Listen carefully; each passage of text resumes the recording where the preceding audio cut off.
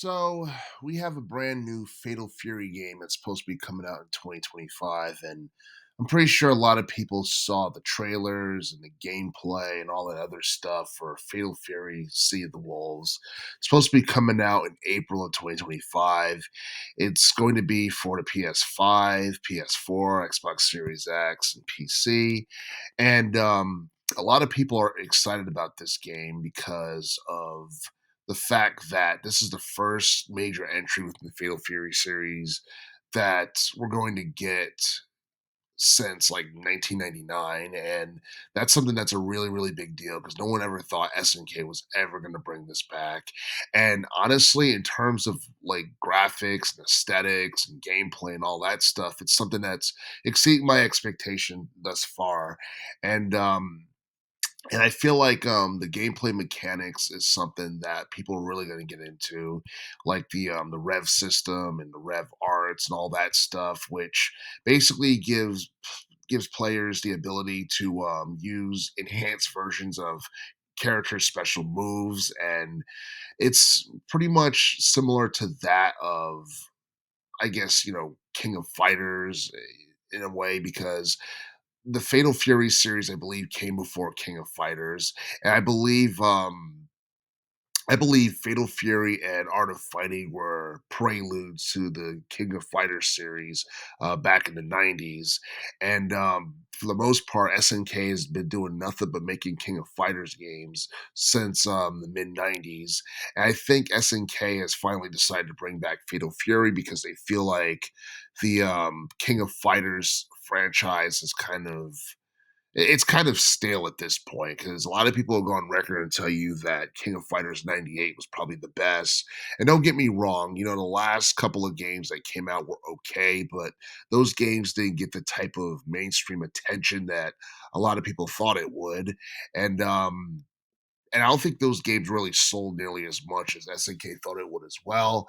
I'm not too optimistic about sales in relation to Fatal Fury City of Wolves, but at the same time, it's a game that a lot of people never thought they'd ever see because Fatal Fury for the most part has been, I wouldn't say dead, but like a lot of the key characters have been included in the Art of Fighting games, such as Mai Shiranui, such as Andy Bogard, such as Terry Bogard, characters like that. They've been in the King of Fighters series, but I feel like in terms of attractions, including DLC characters like Chun-Li and Ken Masters from Capcom Street Fighter is something that a lot of people would find very interesting. And honestly, I thought I'd never see Street Fighter characters in a Fatal Fury game ever in my life. But apparently, it's something that's going to happen. And the game is supposed to have 17 base characters, and we're going to get more DLC characters as time goes by. I'm not exactly sure what the price for this game's going to be, but hopefully it's nothing outrageous.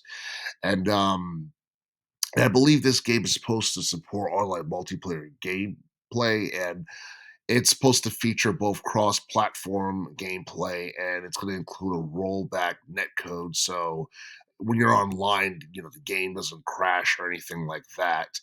And and I believe this game's supposed to be utilizing Unreal Engine 4 as well. It's not going to be on Nintendo Switch or the Switch 2 because Nintendo's at the end of their life cycle with the Switch, and the Switch 2 hasn't been announced or revealed just yet. So, we're just going to have to wait and see, what happens. I mean, maybe it could come to the Switch 2 a little bit later down the line. But aside from the standard arcade mode, Fatal Fury City of Wolves is supposed to include a single player mode called Episodes of Southtown, which I guess players select various missions and they earn experience points to add skills for their character. And I guess this is like the closest thing they're going to have to like a story mode or anything like that.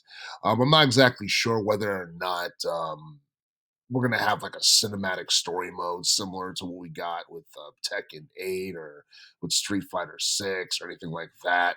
But I do feel that the Fatal Fury series making a return is something that's quite interesting.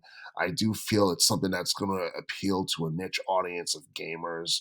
In terms of sales, um, I could see it possibly doing 1 mil in sales just because the series has been, dead for so long, and I feel like nostalgia would make people want to buy it and see whether or not SNK really knocked it out the park with this particular game.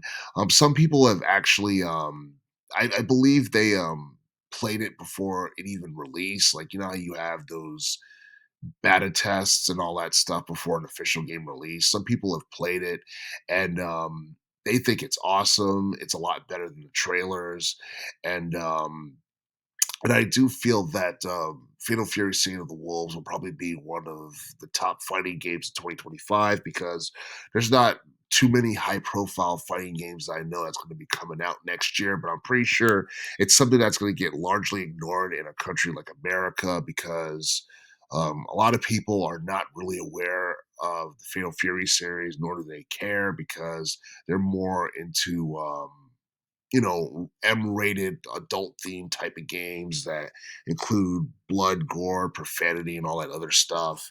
And I do think it's smart of SNK to release this game in 2025 because if they released it this year, it definitely would have gotten overshadowed by Tekken 8 and by Dragon Ball um, Sparking Zero. So I think it's smart of them to release this game in 2025. But hopefully, it's a game that lives up to its hype, and hopefully, it's a game that does pretty well in relation to sales in relation to next year.